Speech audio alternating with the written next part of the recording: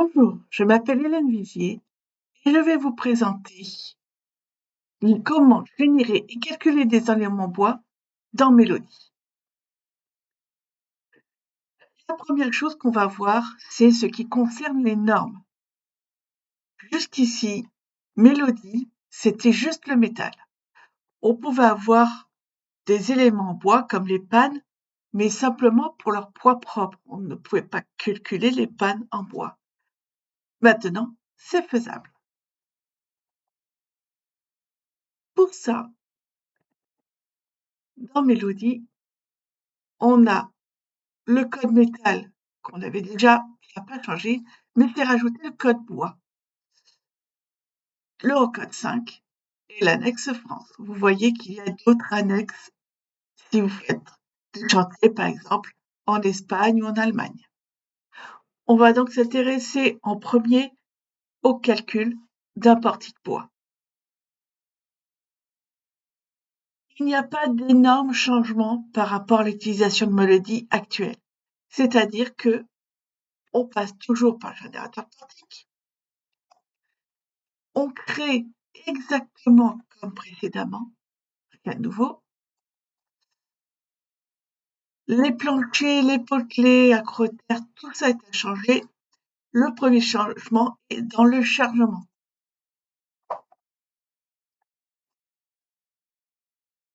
Pour les charges permanentes, il y a une chose qui a été rajoutée, c'est avant on avait profilé pour métal, tout ce qui concernait le métal, le bois, le béton, juste pour avoir le poids propre de la panne. Et bien maintenant, j'ai bois qui se rajoute. Là, vous voyez, rectangle de 62 large par 100 cm de haut. Eh ben, ça, je peux le changer. Cette fois-ci, c'est cette icône-là, dans lequel je n'ai que les sections constantes. Il est prévu d'avoir pour les traverses des sections variables plus tard, et pour les poteaux et sections moisées, pour l'instant, tout ce qu'on a, c'est la section constante seule. La forme, le rectangle plein, et ici, vous pouvez rentrer des valeurs, les modifier. Donc mon 100 par 60, je valide, devient 120 par 40.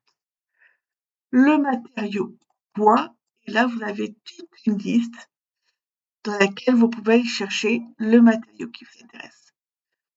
Si vous mettez le curseur sur la fenêtre, vous voyez, vous avez la densité qui apparaît, ce qui vous permet de vérifier la densité.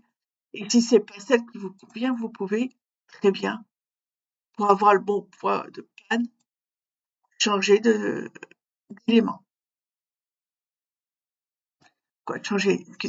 Changer de matériau.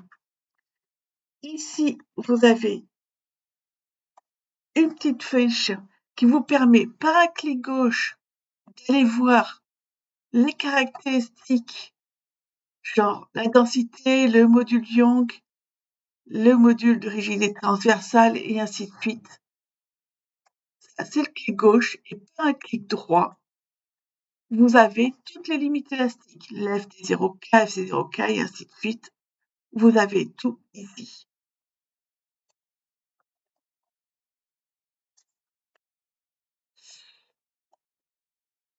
Le reste, la neige, le vent, le séisme, c'est à changer. Le seul changement, c'est dans les charges permanentes.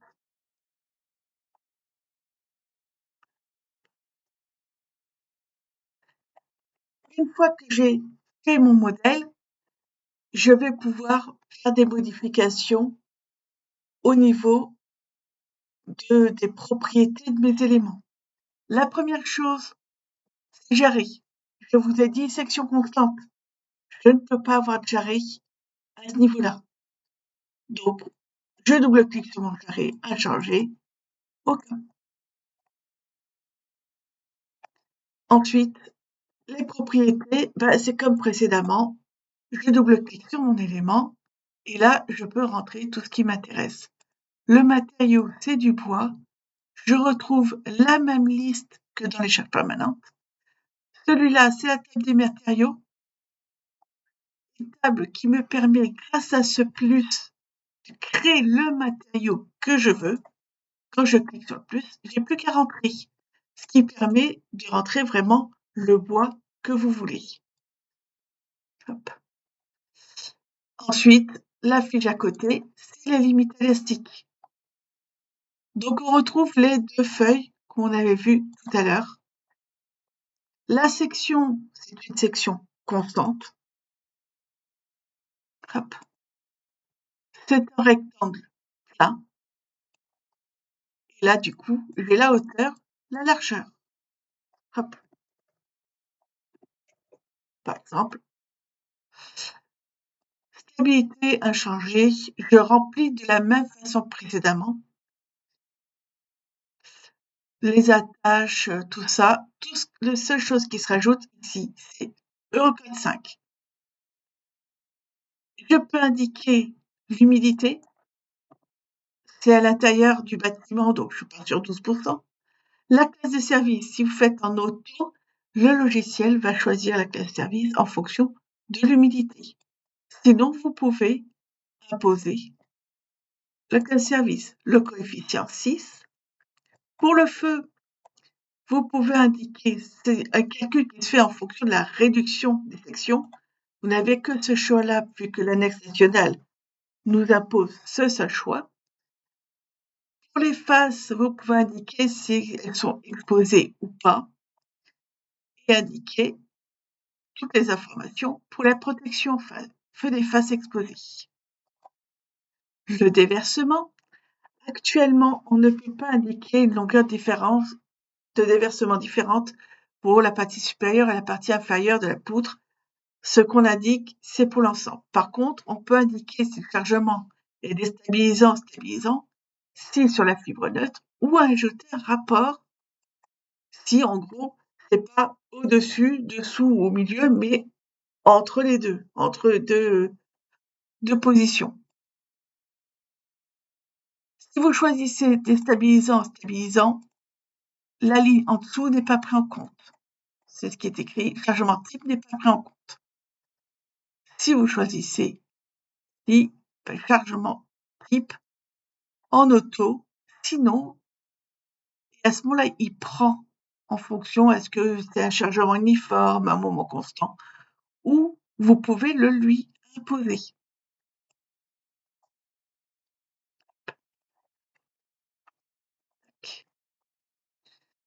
Donc là, au niveau des sections, c'est le seul changement qu'on a fait.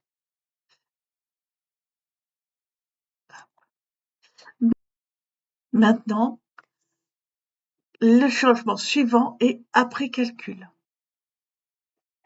Donc, je viens de lancer mon calcul, je retrouve la vérification des contraintes, des déplacements, les hypothèses. Vraiment, rien de changé à ce niveau-là. Par contre, les moins plus ici servaient pour passer d'une section à une autre. Pour les groupes ou les barres, pour le métal, c'est toujours conservé pour le métal, mais pour le bois, dans les fonctions graphiques, a été rajouté bois type et bois groupe. Bois groupe permet de changer, par exemple, vous voyez, hauteur précédente, hauteur suivante, largeur précédente, largeur suivante, revient au même que les moins plus ici. Dimension plus ou moins 10, ça, c'est hauteur et largeur qui, par exemple, dans ce cas, augmenter 10 mm. Ou bien je peux changer juste la hauteur ou juste la largeur. Donc là, on voit que pour l'ARBA 301-201, je suis à 72%. Je peux peut-être changer, par exemple, la hauteur, faire la hauteur précédente. Pour savoir en quoi consiste ma hauteur précédente, là, j'ai 400 de hauteur et j'ai une petite fiche ici qui m'indique la lisière hauteur.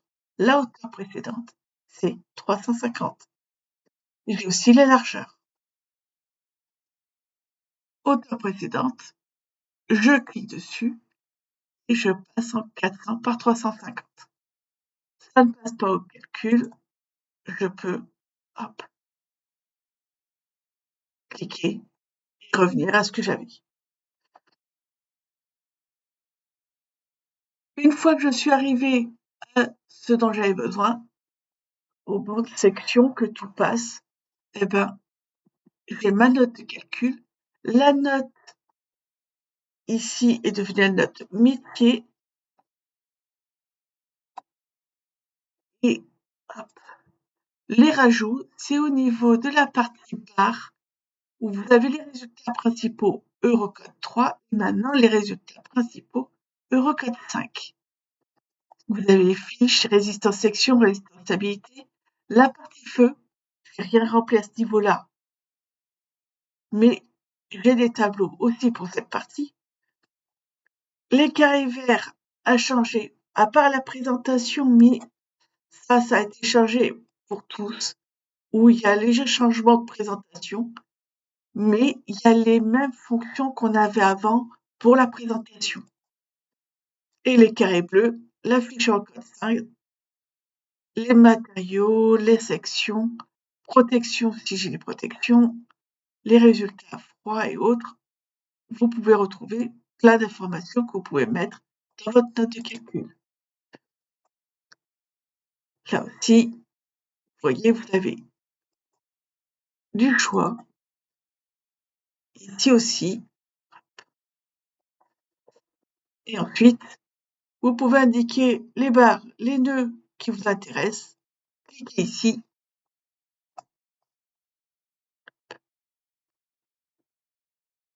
Et vous avez maintenant en code 5 la résistance des sections avec la contrainte, la combinaison, les contraintes. Vous avez la partie stabilité avec les formules qui sont vérifiées, 623, 624, 635. Le pourcentage, on retrouve les 84 et la combinaison. Vous avez aussi la longueur, les longueurs flambantes de déversement, et les dimensions avec les matériaux. Les tronçons, hop, groupe 102, ça c'est pour la partie déversement. Aucun effort pour le feu n'a été pris en compte, ce qui est normal, vu que je n'ai rien entré. Donc là, on a fait le tour de la partie portique. Donc vous voyez vraiment pas beaucoup de changements. Si vous êtes habitué à utiliser Mélodie depuis longtemps, passage au bois est très très facile. Maintenant, on va passer aux pannes, ou plus précisément aux poutres ortho. Donc dans mon modèle, hop, je vais modifier mes poutres ortho. Partie à la partition, rien de changé. Au niveau des sections, vous voyez qu'il a récupéré la section de mon chargement. Je peux aussi revenir au chargement ici. Et toutes les informations que j'ai rentrées précédemment. Ou je peux aller à bois et rentrer les dimensions de ma panne. Ici, le matériau. Donc, il a pris le GL24H que j'avais indiqué dans le chargement du portique. Mais je peux aussi cliquer ici pour récupérer le tableau et aller choisir un autre matériau. Point, calcul, bâtiment, rien n'a changé. Les déplacements, et bien ici, on a rajouté les flèches variables et totales du plan principal et du plan secondaire pour le bois. Les derniers points Eurocode 5, on retrouve exactement ce qu'on avait déjà pour les poteaux et les arbas, la même fenêtre avec la partie feu et déversement. Le reste du calcul des pannes bois est changé par rapport à ce qu'on avait pour le métal.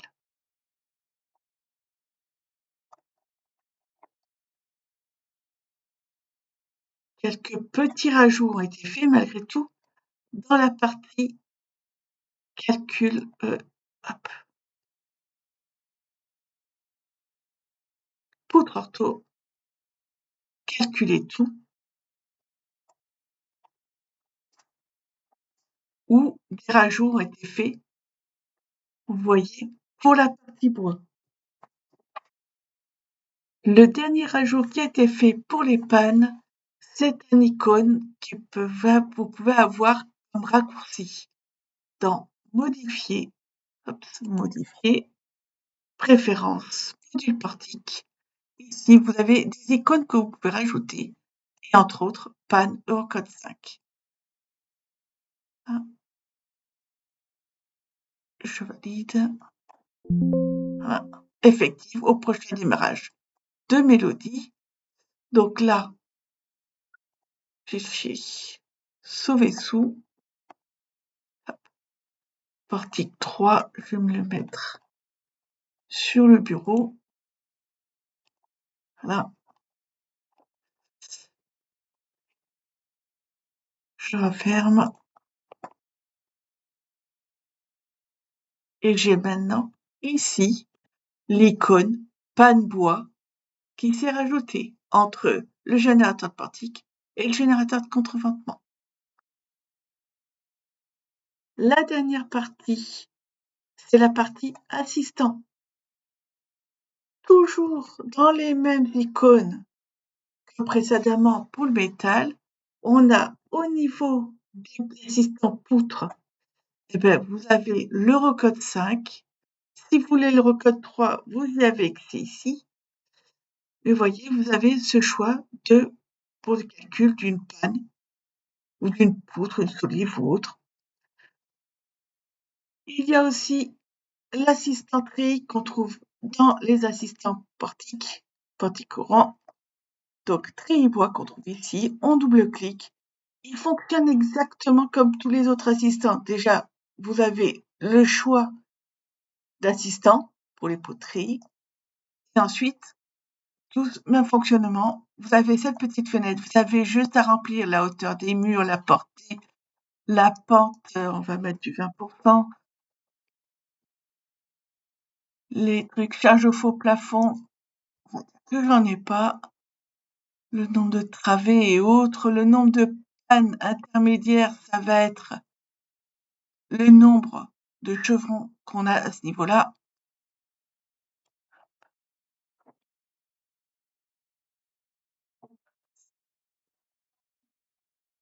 Vous voyez, comme c'est un logiciel de métal à la base, il vous pose du HEA 300. Mais ici, du coup, il y a cette fenêtre qui s'ouvre pour vous proposer de mettre d'autres indications. Donc là, par exemple, pour les membrures, je suis partie sur 100 mm par 20 mm d'épaisseur. Hop. Je peux lancer le calcul. Modifier les sections. Si je fais oui, il me rouvre et je peux modifier les sections ici. Hop. L'autre possibilité, c'est je peux rentrer ici. Et ici, je peux modifier aussi les sections. La dernière, c'est ce que je vous ai présenté précédemment, bois groupe, et vous avez des possibilités de section, de modification de section ici. Voilà, c'était le deuxième assistant qui a été créé et rajouté, celui-là au SP2 de la 2026. Voilà, du coup, je vous ai présenté toute la partie bois qui a été rajoutée dans Mélodie. J'espère que ça vous a intéressé, que mon explication était claire. Si vous avez des questions, n'hésitez pas à nous contacter à support.emea@cretec.com que vous retrouvez aussi indiqué ici. Vous pouvez même nous écrire au support et nous transmettrons aux commerciaux si vous voulez avoir plus d'informations, une présentation plus complète, une formation ou un devis. N'hésitez pas. Nous sommes à votre disposition. Je vous souhaite donc une très bonne journée. Au revoir.